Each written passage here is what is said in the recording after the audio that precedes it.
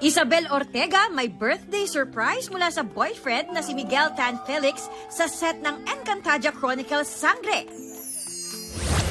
Touch me again and makikilala mo kung sino ako. Ashley Ortega at content creator na si Fonz nagkulitan sa TikTok in reference sa bagong serye ng aktres. And I play the role of Angel Sanggalang sa Apoy sa Dugo. I am going to be your worst night.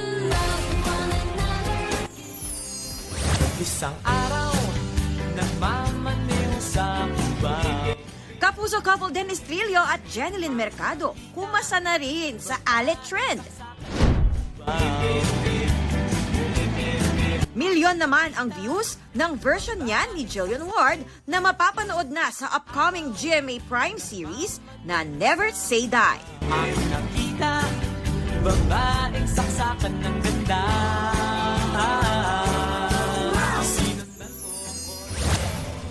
GMA Network! GMA Network, kinilalang most outstanding media entertainment producer sa 8th Gawad La Sallaneta ng De La Salle Araneta University sa Malabon. Athena Imperial nagbabalita para sa GMA Integrated News.